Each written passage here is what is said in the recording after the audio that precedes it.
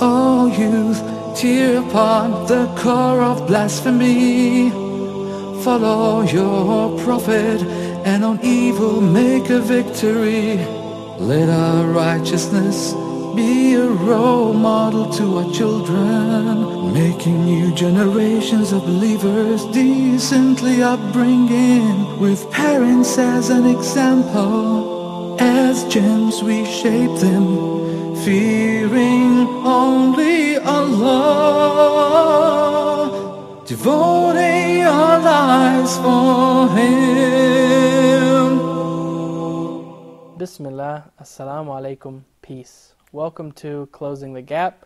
I'm your host, Omar Dunlap. We have with us Sheikh Yusuf Estes. Welcome. Assalamu alaikum rahmatullah. Wa alaikum assalam rahmatullah. Sheikh, we've been talking about in previous episodes the gap between the law, particularly God's law, and secular or Western or man-made law and so on. Mm-hmm. And we got something today that's kind of touching on the same thing. Maybe it's not exactly that, but it's in that general spirit. The gap between mercy and, revenge, right. The gap between mercy and revenge. And so what do we have for our viewers on that today? Omar, this is an excellent chance really to give some demonstration of the things that we've been talking about in the previous programs. When we talk about revenge, we look to the holy books and see that actually they spell it clearly out there. There is revenge. An eye for an eye and a tooth for a tooth. And this vengeance is something that is spelled out, but it shows the limits of how far you can go. The eye for an eye, for instance, of the Old Testament is pretty clear. You can take a person's eye that took your eye, but you couldn't take both of his eyes.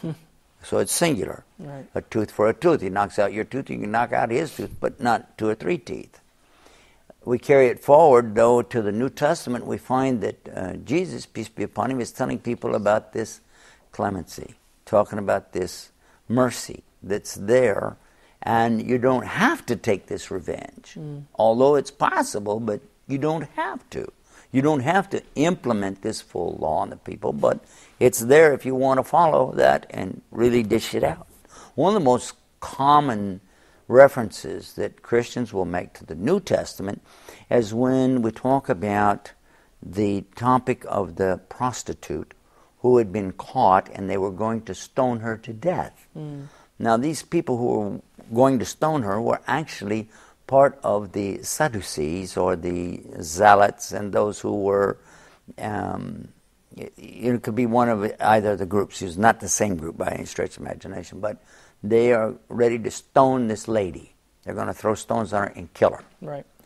And then according to what they have in the Translation Bible today, it says that Jesus told them, well, why don't you, who is without sin, throw the first stone at her? Whoever doesn't have any sin on them, that's not done this sin in one way or another. Another example he gave him was, even if you have done this in your heart, then you've committed this sin. So what do you say to that? And they all walk away and they didn't stone her, according to this story. Now, how much is true, again, we don't know. But we do know that in Islam we find something similar again. There is such a thing as taking vengeance, but it's spelled out clearly that if you forgive, it's better for you on the Day of Judgment, because you forgive somebody here, Allah forgives you on the Day of Judgment. Right. Simple as that. And then what about some examples? One of the best examples that we have in recent times is the case where a robber had broken into one of these convenience stores. He was going to rob them. Now they have a video camera catching this whole thing on tape. Here's this man going up there with a weapon, a gun, and he's holding up the place, and the man behind the counter is a Muslim. And he's being robbed by this man. Now, there you go. All these stories about cutting the hand of a robber. Here's your proof on camera. Because what did the Muslim actually do? The Muslim wrestled with the man and got his weapon away from him. Now, according to this misconception so many people have, right there the man should have been chopping his hand off or shooting him or something. Right. Instead, he began to explain to him, what is Islam really about? about forgiving, about mercy, and talking about this side of it, which we never hear in the media. As a result, the man accepted Islam, and they forgave him and let him go. It's powerful. Now, do we see this in other societies? Do we see this in other legal structures where somebody could do that? I would like to call attention to something from the Catholic Church as well. If you recall, some years ago, someone shot the Pope. Now, the Pope didn't die, but he had been shot by somebody who was trying to make some kind of statement for his girlfriend or showing off or whatever it was, some crazy mood swing, but he shot the Pope. Now, what do you think that should be done to him? Well, immediately, I'm sure there were plenty of Catholics who would have been happy to take that person out and removed, every portion of his body physically, just dissect him and leave him for the birds. Right. But in fact, the Pope requested a meeting with the gentleman. And he talked with him and made him understand some things. The man accepted, and the Pope forgave him. So this shows the demonstration that when you really believe in the monotheistic religions, you understand what the limit of the law is, but at the same exact time, you're understanding what the mercy is that goes with it. Because throughout the teachings of the monotheistic faith, there's always been mercy, although many people didn't demonstrate it. And we can look to stories in the Bible, we can look to stories that we hear from prophets, and we can see, wow, they didn't demonstrate this mercy. But at the same time, we can find examples where people did it. Prophet Muhammad, peace be upon him, was known as the mercy to mankind. And in his own case, there was one who killed his uncle in a very despicable way.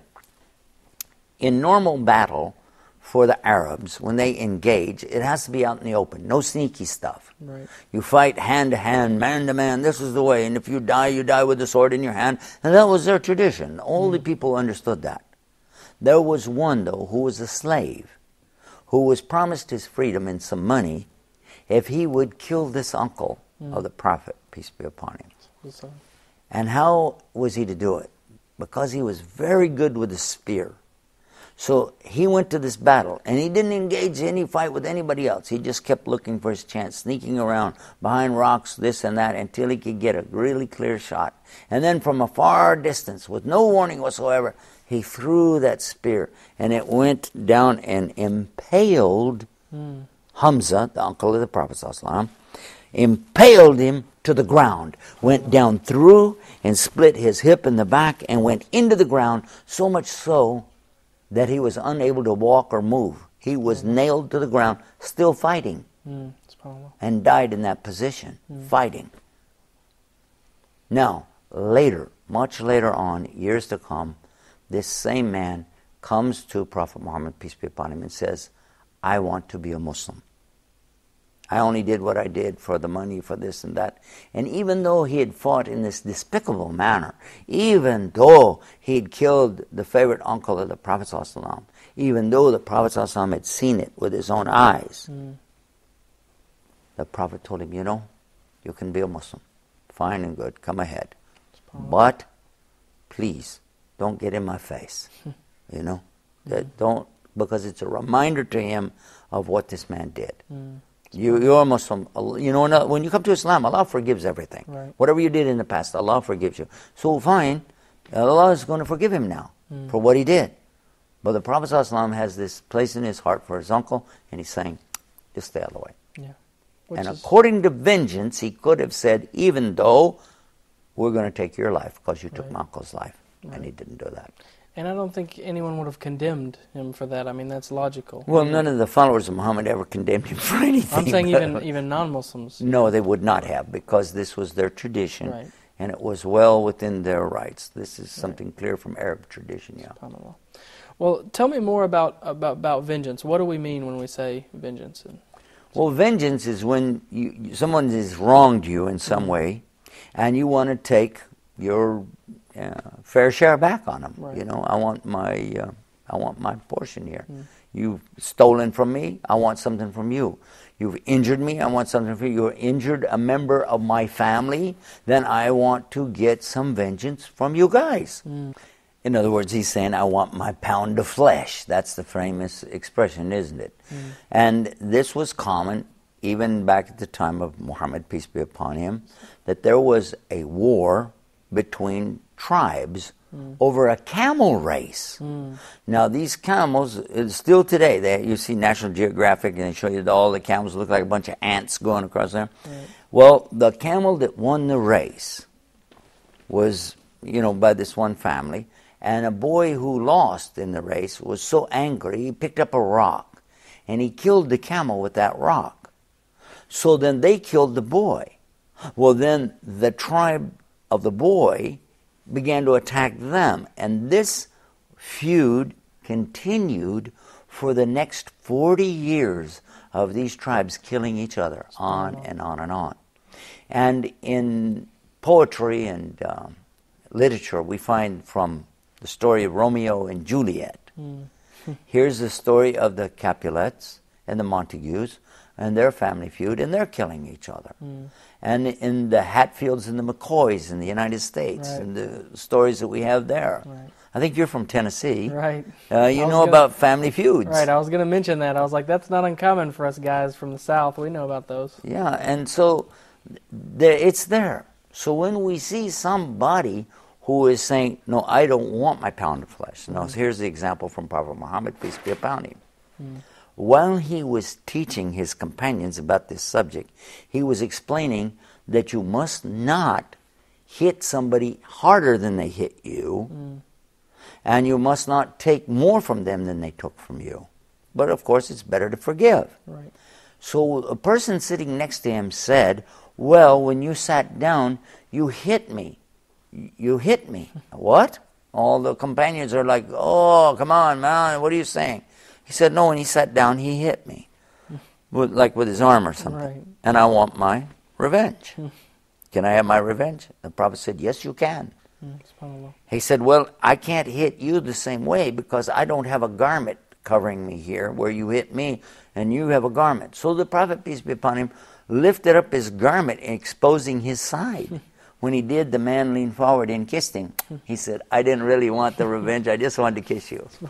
So we see, in a playful way, but we understand that the Prophet was communicating a message and they understood it, which is, have mercy for others so you'll be shown mercy. That is a very basic teaching in Islam.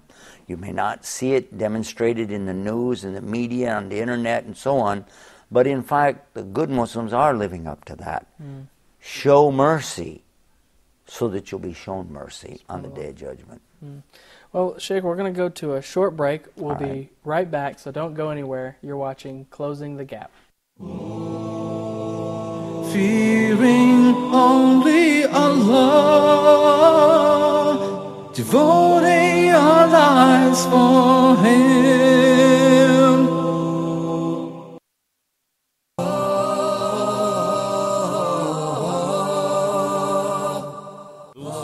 Love Allah subhanahu wa ta'ala, for those who worship Allah subhanahu wa ta'ala alone, for those who want to enter the Jannah, the paradise that Allah subhanahu wa ta'ala created for the believers. And that's why we need to learn and we need to get to know what Allah subhanahu wa ta'ala wants from us, so that we submit ourselves to the orders of Allah. This is knowledge that we need to learn. Why we're spending more time to look into the verses and to the meanings of the verses in depth, so that we can get to learn from it what we need ourselves to be steadfast, to be obedient to Allah subhanahu wa ta'ala, to ponder over the meanings of the miraculous words of Allah subhanahu wa ta'ala.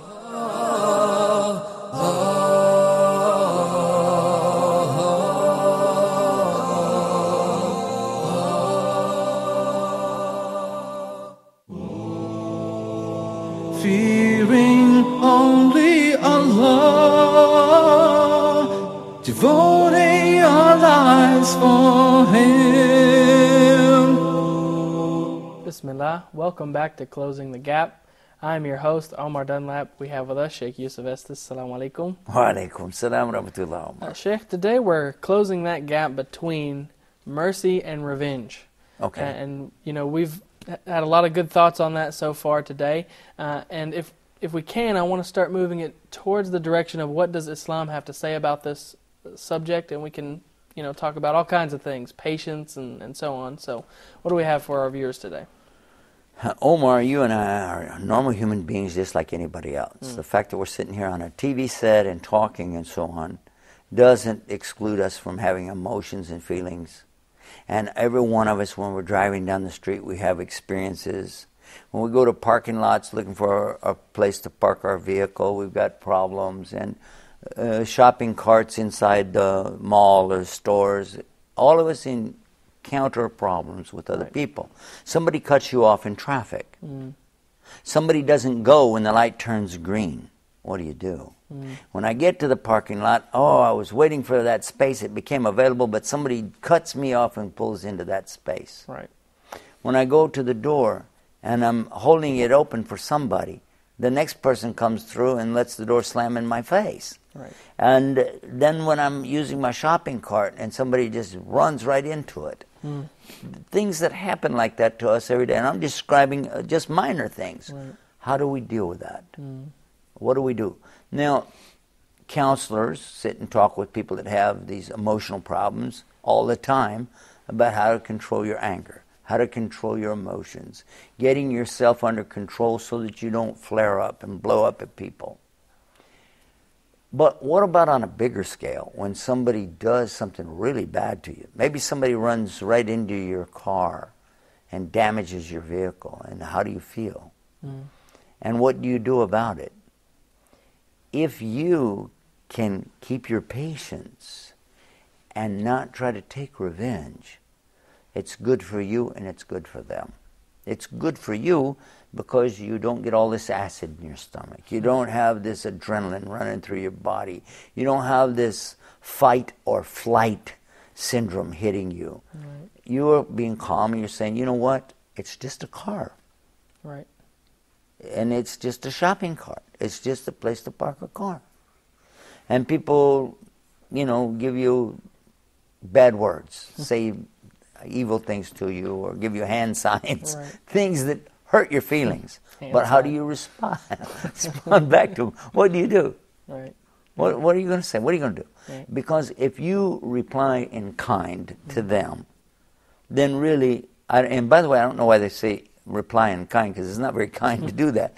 It's better for us to keep ourselves under control. But then there has to be a limit, because somebody might see you as being a wimp and saying, okay, I'll just run over this guy. He's just a clown, I don't care what I do to him. Right. And maybe you hold a black belt. Maybe you're a weightlifter. In fact, I think you are a weightlifter. A little bit. A little bit, I thought so. So you have the ability maybe to crush this person into the ground, but now what are you going to do? And he keeps giving you a hard time. You keep withholding, and he keeps coming back with more. And he's telling his friends, let's go over to Omar's house today and, pounce on him when he gets off the porch. And, you want to let them understand that, guys, the only reason you're still standing is because of my religion. So there has to be a place where we could draw a line and let people understand that, guys, don't go too far with this, all right? We're working with you here. You're working with us. We're trying to be patient, but don't push your luck. Right. So we would say that there is a line. We're not just going to be a doormat for people to walk on. There's a line there. Well, this has happened on an individual basis and a collective basis for many years. Even in recent years, we can see things that have taken place in Muslim countries where they have tolerated things for a very long time, and then all of a sudden they can't take it anymore. One or two or a large group will stand up and start going crazy. The problem comes in, though, when you don't do it for Allah. You're just doing it, holding back, and when they let go, they go crazy and go way over. And this is, all of a sudden, these are the extremists, these are the terrorists, and because they're doing what? They're terrorizing. Right. They are being extreme, without doubt. You might try to justify that, saying, yeah, but you don't know their condition. Even a mouse, if you back him up in a corner, will try to attack you. Right. Because what else has he got to lose? Right. But it should be that we understand why we're doing what we're doing, and then give ourselves the opportunity to let the other party know that there is a line, guys, and let's don't go to that. Right. Let's find other ways to resolve differences, and we're willing to stop. Let's say let bygones be bygones, but let's don't keep pushing it. Right. Wasn't that kind of what was happening with, I believe, the Prophet Muhammad sallallahu alaihi wasallam? He had like some sort of treaty, right, with the people that he used to have wars with. Actually, they have more than one treaty, but yes, these treaties were a way for real men to show their integrity. Because in those days, if you signed a treaty, this was a very big deal. It was incumbent on you to endeavor to do your very utmost to fulfill your end of the bargain. Right. The problem they ran into is that these guys wouldn't do it. They would not live up to their treaty. In fact, some of them purposely sabotaged things and made things even more difficult for the Muslims. Right. And they would have continued, the Muslims would have continued with those treaties had Allah not revealed in the Quran verses telling them, hey, the gloves are off, go for it. Right. Because the Muslims never fought collectively in battle at any time during the 13 years they were persecuted, driven out of their homes, driven off their land, and abused, mutilated, murdered, raped. And all of that is happening for these years, the early years in Mecca, and the 2 years that they put sanctions against the Muslims and left them in the desert in a valley to die. SubhanAllah. But they still didn't fight because they were upholding for Allah. They wanted to do things. Some did self-defense, but nothing collective. Not until they were in Medina, al-Munawwara. When they were there, then these verses came, telling them to go back and collect what you have an agreement to collect, which was what? To do the pilgrimage, the Hajj. The verses in the Quran, all dealing with this subject, every one of them is dealing with the subject of going back and doing Hajj. Right. Now, very few people will read the verses around it. Even some scholars don't bother to do that, to show you this was particularly telling them to go back to the place where they do their Hajj, the place of their former residence, the place they'd been driven out of, the place that had been stolen from them, and perform your Hajj. And if these people attack you and fight you in combat, then you engage with them in the same way as they do you, but don't you dare go back to the days of ignorance and go beyond this limit. Right. Don't you go beyond it, otherwise you're the aggressor. Verily, Allah does not love the aggressors. And what they do, they cut parts of this out, put it on the internet, and says, go kill all the Jews and Christians. It doesn't have anything to do with Jews and Christians. Right. It had to do with idolaters in Mecca. Right. Their own relatives that had an agreement with them, who killed them when they came down just to do their, perform their Hajj. Right. Sheikh, you mentioned something earlier to the effect of, like, we're going to the grocery store and somebody cuts us off or steals our parking spot, runs their cart into us or something, and could end up in someone, cussing at you or getting angry or raising their voice. I'm wondering, was there anything like that happened during the life of the Prophet Muhammad? Somebody was, said, or maybe during the life of the Khalifas after the Prophet, where somebody were getting angry with them and their response was to be patient? Anything like Many, many examples. I don't know how much time we have left, but just to give you a couple. One of the most famous examples of all was that a neighbor to the Prophet Muhammad, peace be upon him, used to throw garbage and trash, brambles, things like this, in his walkway. Now, in those days, people didn't have inside toilets, so anytime you wanted to go to the bathroom, you had to go out. And in the dark, here you've got all this stuff that you're stepping on and hurting your legs, and they, they were just wearing sandals. Right. You can imagine how he suffered every time he would go out. He'd clean it up, and then the next day it would be there again. The next night it's there again. But then one day it wasn't there. Prophet Muhammad, peace be upon him, went to his neighbor and called upon him, knocked on the door, and went in and found the man ill. And he wanted to take care of the man. And he said, excuse me, don't you know I'm the one who's been putting all of that stuff out there for you to fall over and get hurt on, everything, He said, of course I know that. In fact, that's how I knew you were sick. I didn't find it there, so I figured something was wrong with you, so I'm here to help you. Right. SubhanAllah. Here to help you. Why? Because in Islam, you care for your neighbor. I mean, it's so much so the Prophet, peace be upon him, said he's not a believer that fills his stomach up and goes to sleep at night while his neighbor's stomach remains empty. And they asked him, well, who are my neighbors? He said, 40 in any direction. SubhanAllah. Well, Sheikh, we have about a minute left. So if you have something, do you have something special, some advice you could give to our viewers? One of the things that always impresses me when I think about the Prophet Muhammad, peace be upon him, is how he really did take care of his neighbors.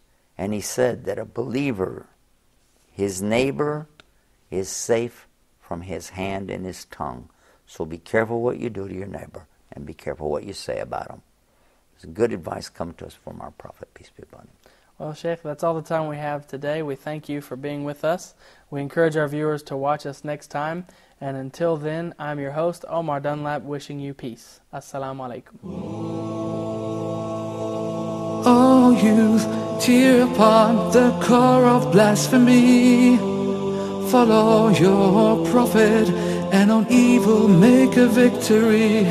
Let our righteousness be a role model to our children, making new generations of believers decently upbringing, with parents as an example. As gems we shape them, fearing only Allah, devoting our lives for Him.